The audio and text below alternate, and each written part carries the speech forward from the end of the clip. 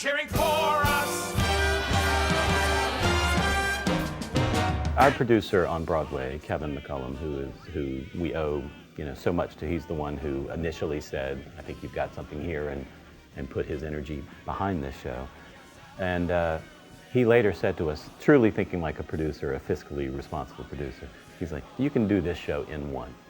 You can do this show in front of a drop, and the show holds up. Now, we would never say that about our own work, I don't think, but what we've learned, Broadway was a huge show with automation and a theater that opened up automatically. We pared that down for the road, and actually, I think we learned it, and it actually made for a more quaint show that felt more of the time, more, roustabouts or those people who used to move the sets around.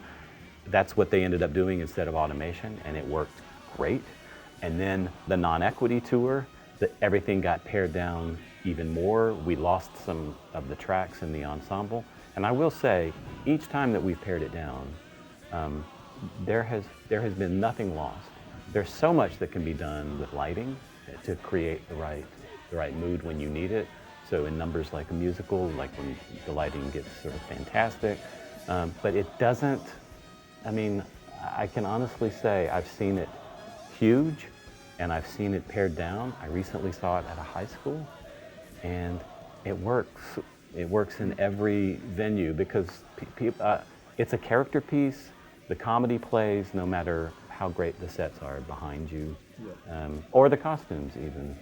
Yeah, and the other thing I'd say, it's got a lot of interesting parts for people. So if you've got a amateur theatre group, or you've got a school, there's Shylock, there's Nostradamus, there's two good women's parts, which is hard in historical things because in historical stories often the women don't have much agency. But we worked hard to give Bea an interesting part and to give Portia an interesting part, and so it's spread around, and it's not just a star vehicle, and those parts are sort of casting proof. You can go, it's there, it's not dependent on one really strong lead that you might find in some other shows. Yeah, and group singing.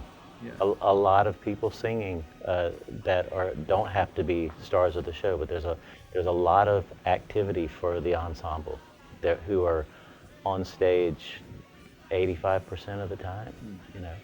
Everyone who's in the ensemble of this show, I'm telling you, to a T, every single ensemble member has said to us, I love doing this show because it flies by, because I'm so busy.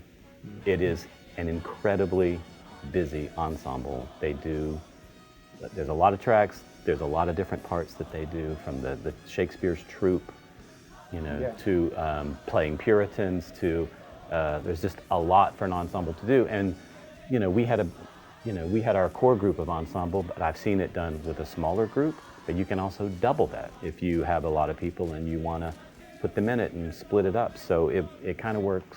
It works either way.